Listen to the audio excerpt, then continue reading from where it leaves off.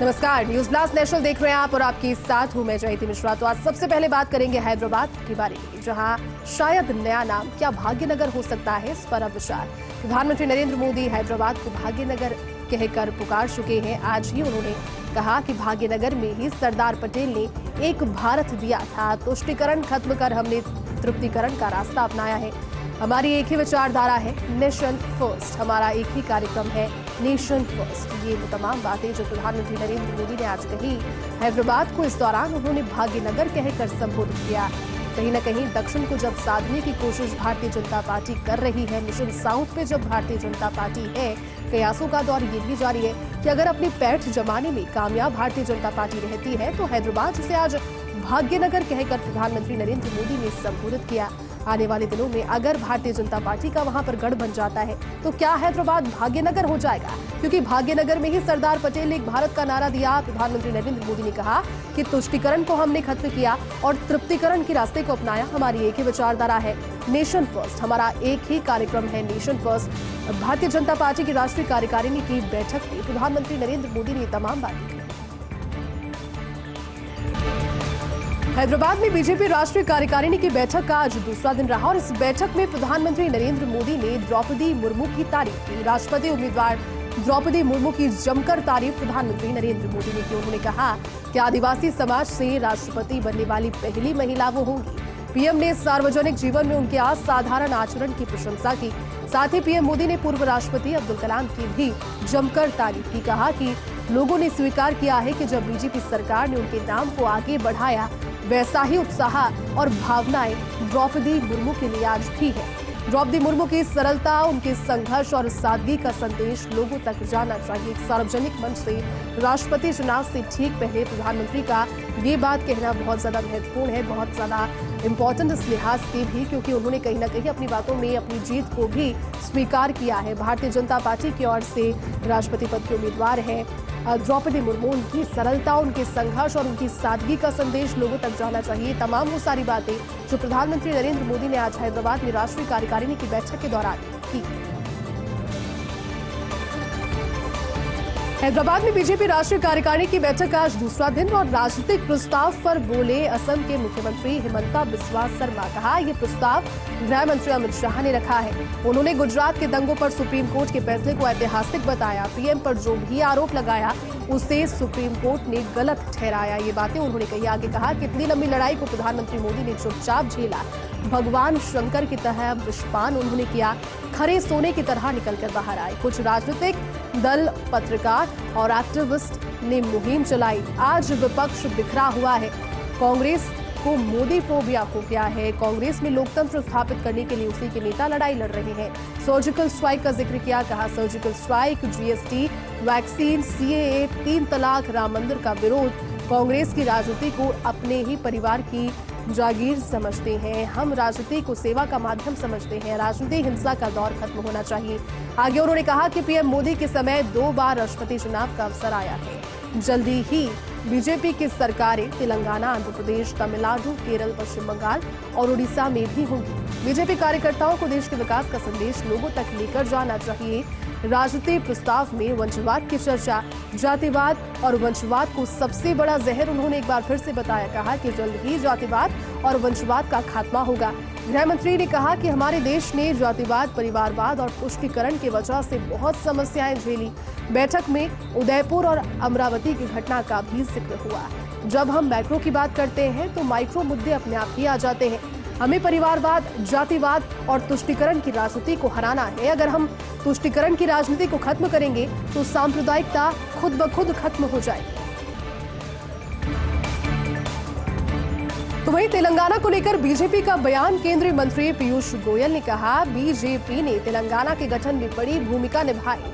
परिवारवाद का एक दुर्भाग्यपूर्ण उदाहरण बनकर तेलंगाना रह गया है। राज्य का हर वर्ग इस प्रदेश में दुखी है। पानी, निवेश और रोजगार इस राज्य के गठन के समय प्रमुख विषय थे, जो कि सरकार इन वादों को लेकर के यहाँ पर चुनी भी गई।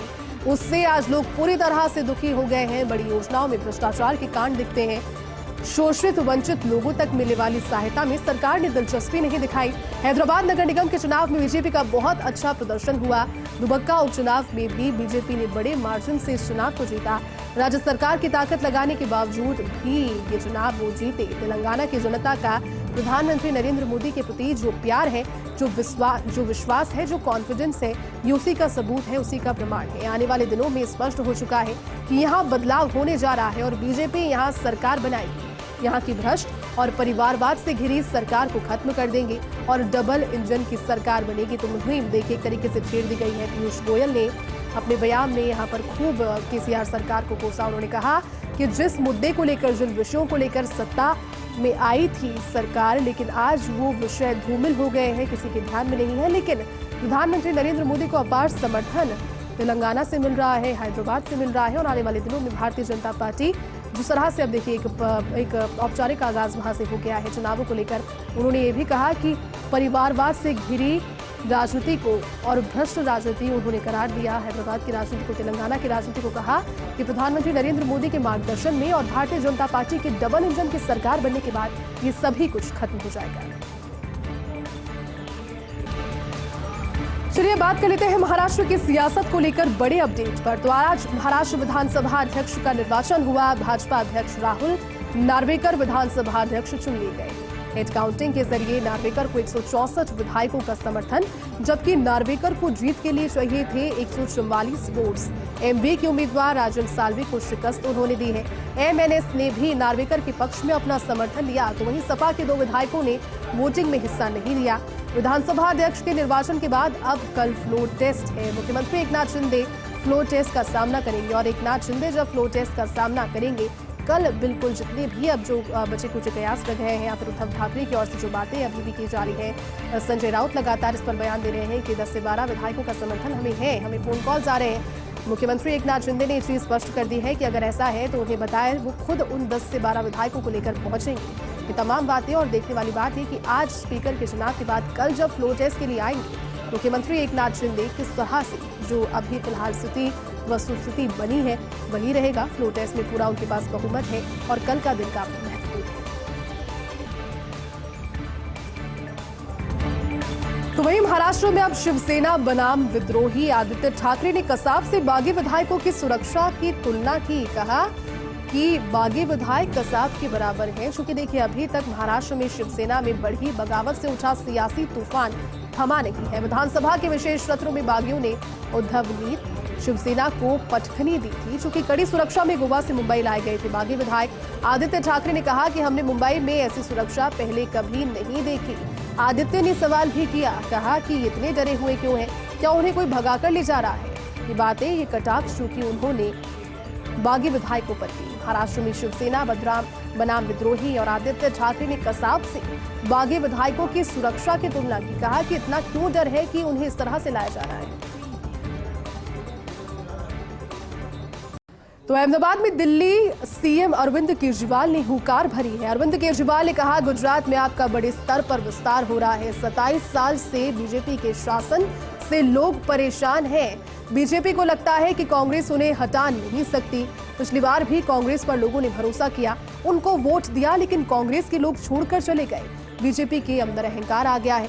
अब लोग उम्मीद के साथ आम आदमी पार्टी की तरफ देख रहे हैं। आज लगभग 7000 पदाधिकारियों को शपथ दिलाई जाएगी और इतने कम समय में इतने बड़े स्तर पर संगठन का विस्तार मामूली बात नहीं है। मुझे पूरा विश्वास है कि गुजरात में अगली सरकार आम आदमी पार्टी की होगी। तो हुंकार भरने के लिए आम आदमी पार्टी की ओर से मुख्यमंत्री दिल्ली के अरविंद केजरीवाल पहुंचे। उन्होंने कहा कि ऊब गई है जनता। 27 साल बीत चुके हैं भारतीय जनता पार्टी के शासन को, लेकिन अब एक नया विकल्प टटोलने की कोशिश करी है। उन्होंने कहा कि जिस मुद्दे को लेकर के आए थे सत्ता में, वो मुद्दे आज तक पूरे नहीं हुए। ये तमाम वो बातें की जो कि राजनीतिक हलकों में फिलहाल की जाती है जैसे जैसे चुनाव नजदीक आते हैं।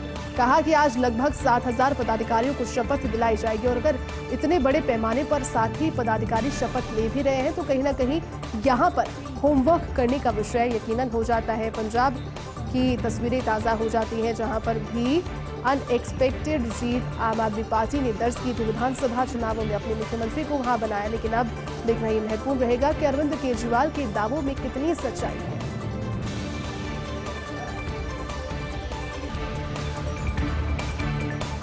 पंजाब की भगवंत मान सरकार मंत्रिमंडल विस्तार का नया मुहूर्त अब कल सोमवार को शाम 5 बजे 5 नए मंत्री शपथ लेंगे। जानकार सूत्रों के अनुसार ये 5 विधायक बन सकते हैं। मंत्री आपको नाम अब बता देते हैं। डॉक्टर इंदरवीर सिंह निज्जर अमृतसर दक्षिण से विधायक, अमन अरोड़ा संगरूर की सुनाम सीट से दूसरी बार के विधायक हैं। फौजा सिंह सरारी गुरु हरसाहे से विधायक, चेतन सिंह जोड़ामाजरा समाना पटियाला से विधायक हैं।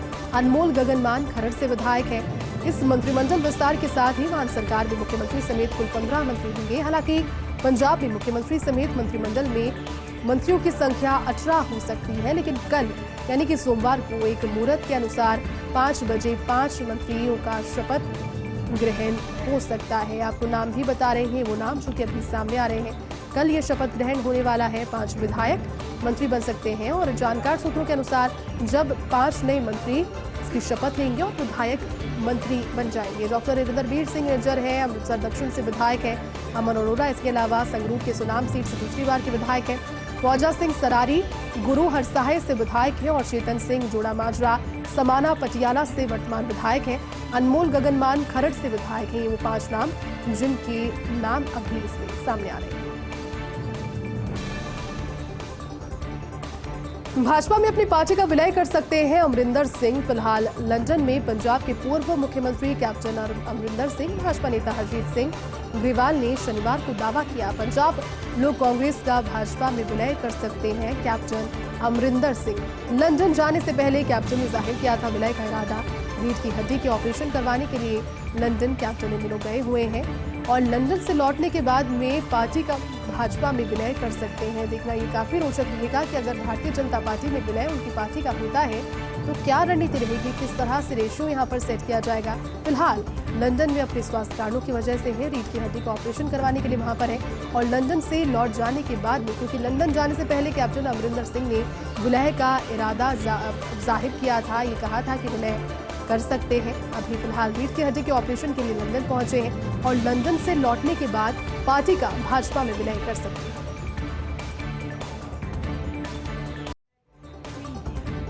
ब्रेक के बाद आपका स्वागत है। आगे बढ़ते हैं। नहीं थम रहा नूपुर शर्मा को लेकर सुप्रीम कोर्ट में मौखिक टिप्पणी प्रकरण। नूपुर के समर्थन में सुप्रीम कोर्ट की टिप्पणियों को वापस लेने के लिए याचिका दायर की गई।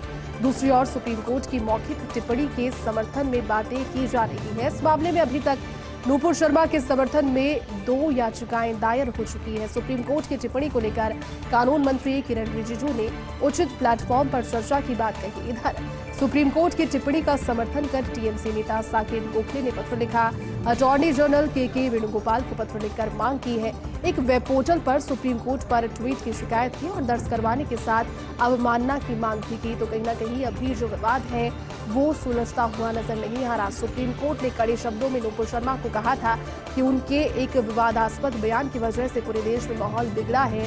कई जगह ऐसी घटनाएं सामने आई हैं जो कि एक विवाद और भाषा पर संयम नहीं रखने के चलते हुई है। अब उन्हें चाहिए कि वो एक सार्वजनिक प्लेटफॉर्म पर आए, टेलीविजन पर आकर के पूरे देश के सामने माफी मांगे। और उसके अलावा भी कई तल्ख टिप्पणियां सुप्रीम कोर्ट की ओर से नूपुर शर्मा पर की गई। लेकिन अब नूपुर के समर्थन में सुप्रीम कोर्ट में एक और याचिका, लगभग 2 याचिकाएं अब दायर कर दी गई है और दोनों याचिकाओं में मौखिक टिप्पणी के समर्थन में बात की जा रही है। सुप्रीम कोर्ट की मौखिक टिप्पणी के समर्थन में एक और बात हो रही है, तो वहीं नूपुर शर्मा के समर्थन में भी 2 याचिकाएं जाहिर हो गई है।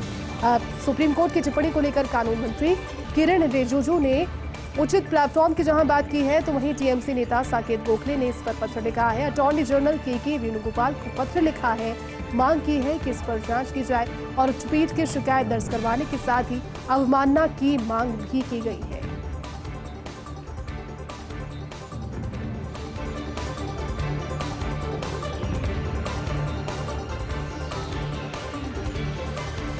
ममता बनर्जी की सुरक्षा में बड़ी सेंध। कोलकाता के कालीघाट स्थित सीएम आवास परिसर में एक शख्स घुस आया। शनिवार की रात दीवार फांदकर मुख्यमंत्री के आवास में ये शख्स घुस गया। आरोपी को मुख्यमंत्री के सुरक्षा कर्मचारियों ने हालांकि हिरासत में लिया, लेकिन सूचना मिलते ही मौके पर पहुंच गए थे वरिष्ठ पुलिस के सभी अधिकारी। फिलहाल पुलिस पूरे मामले की जांच में जुटी हुई है, लेकिन एक सवालिया निशान इस पर भी कितनी कड़ी सुरक्षा के बीच जहां प्रधानमंत्री आवास है, उस आवास में एक शख्स, एक अनजान शख्स कैसे दाखिल होकर आ गया। सीधे रास्ते से नहीं आया, दीवार फांद कर आया है। यकीनन लिहाजा ये चीज़ काफ़ी ऑब्वियस हो जाती है कि दीवार फांद कर अगर कोई पहुंच रहा है तो अब उसकी नीयत या मंसूबों में खोट हो सकती है। लेकिन सवाल यही कि कोलकाता के कालीघाट स्थित मुख्यमंत्री आवास पर परिसर में शख्स आखिर घुसा कैसे? इन तमाम सवालों पर फिलहाल सुरक्षा एजेंसियां जांच कर रही है। पुलिस विभाग के तमाम बड़े अधिकारी पहुंच गए थे जैसे ही उन्हें जानकारी मिली और फिलहाल पुलिस पूरे मामले की जांच में जुटी।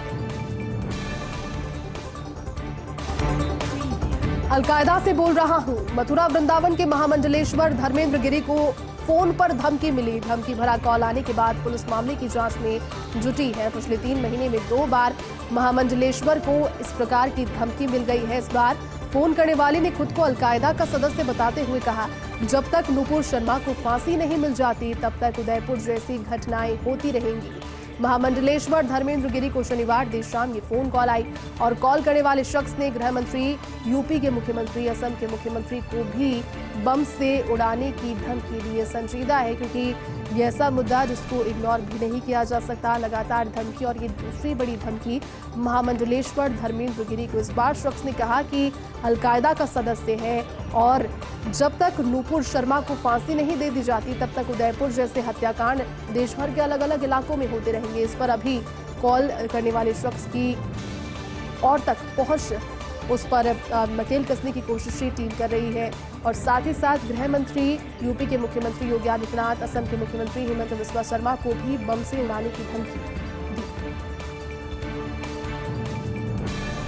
अमरावती का उमेश कोले हत्याकांड, अब तक 6 आरोपियों को गिरफ्तार किया जा चुका है। पहले 6 आरोपियों की पहचान 22 साल के मुदस्सिर अहमद, 25 साल के शाहरुख पठान, 24 साल के अब्दुल तौफिक और 22 साल के शोएब खान, 22 साल के अतीब रशीद और 44 साल के यूसुफ खान बहादुर के रूप में हुई है। आईपीसी की धारा 302, 120 बी और 109 के तहत मामला दर्ज कर लिया गया है। और साथ ही आपको बता दें कि प्रथम दृष्टया नुपुर शर्मा के समर्थन पर ही इस हत्या का अंदेशा है। अमरावती कोर्ट ने इरफान शेख को 7 जुलाई तक पुलिस की हिरासत में भेज दिया है और अब आगामी 7 जुलाई तक एनआईए की कस्टडी में इरफान शेख रहेगा। इरफान शेख वही व्यक्ति जो कि इस हत्याकांड में मास्टरमाइंड बताया गया है। इसके अन्य 5 साथियों को भी पुलिस ने गिरफ्तार कर लिया है। 7 जुलाई तक एनआईए की कस्टडी में इरफान शेख रहेगा। जब कस्टडी में रहकर के अगले इन दिनों में इंटरोगेशन उससे होगा तो शायद और भी ज्यादा खुलासे इस मामले में हो सकते हैं। और जो एक तरीके से लिंक मिल रहा है उदयपुर और अमरावती में हुए हत्याकांड को लेकर के, वो भी आने वाले दिनों में इस पूछताछ के बाद, इस कस्टडी के रिमांड के बाद में स्पष्ट होगा।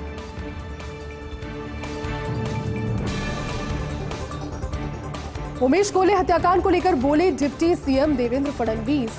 अमरावती के उमेश कोले हत्याकांड पर उन्होंने एक बात कही। महाराष्ट्र के डिप्टी मुख्यमंत्री देवेंद्र फडणवीस ने कहा, अमरावती की घटना गंभीर है। जिस बर्बरता के साथ उन्हें मारा गया, ये बहुत क्रूरतापूर्ण व्यवहार है। एनआईए भी इसकी जांच कर रही है। इसमें कोई बाहरी कनेक्शन है क्या? ऐसा ध्यान में आ रहा है कि देश में तनाव हो, ऐसा कुछ विदेशी ताकतें भी प्रयास कर रही है और इसकी भी जांच होगी। शुरुआत में इसे डकैती का रूप दिया गया था, उसकी भी जांच की जाएगी।